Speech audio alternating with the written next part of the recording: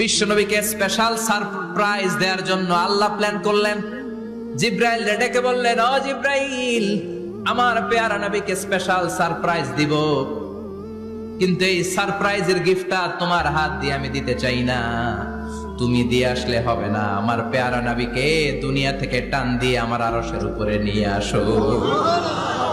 সাহিবুল মিরাজ, যেই নবীর মেরাজ হয়েছে আর কোন নবীর হয় নাই।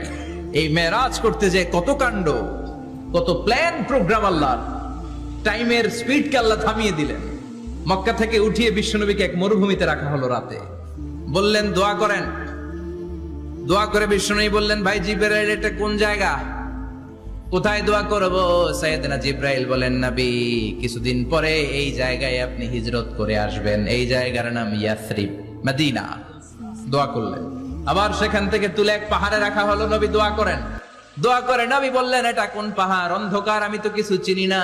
সাইয়েদনা জিব্রাইল বললেন, নবী, এটা সাধারণ পাহাড় নয়, এই পাহাড়ের কথা আল্লাহ কোরআনে বলেছেন, এই পাহাড়ের কসম আল্লাহ কোরআনে খেয়েছেন।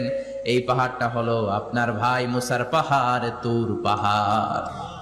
তুর পাহাড়ে তিনি দোয়া করলেন। কত কিছু করে বিশ্বনবীকে আল্লাহর আরশে নিয়ে যাওয়া হলো। সাহিবুল মেরাজ। বিশ্বনবী ছাড়া আর কোন নবীর কি এরকম মেরাজ হয়েছে? সবাই বলেন, হয়েছে? বিশ্বনবী মেরাজে গেলেন, মেরাজ থেকে ফিরে আসলেন। বিশ্বনবী বর্ণনা করলেন, আমি বাইতুল মাকদাস দেখেছি মাঝরাতে, লক্ষাধিক নবীকে নিয়ে নামাজের ইমামতি করেছি, 7 আকাশ দেখেছি, আল্লাহর আরশ দেখেছি, আল্লাহর সাথে কথা বলেছি, আবার ফজরের আগেই মক্কায় ফিরে এসেছি। সবাইকে খাইছে মোহাম্মদের মাথার তার ছিঁড়ে গেছে। নাউজুবিল্লাহ পড়ে। আবু জাহেল, উতবা, সাইবা সবাই মিলে একটা সুযোগ পেল। বললো, এতদিন আমরা আবু বকররে বুঝাইতে পারি না, আজকে মোহাম্মদ যে কথা বলে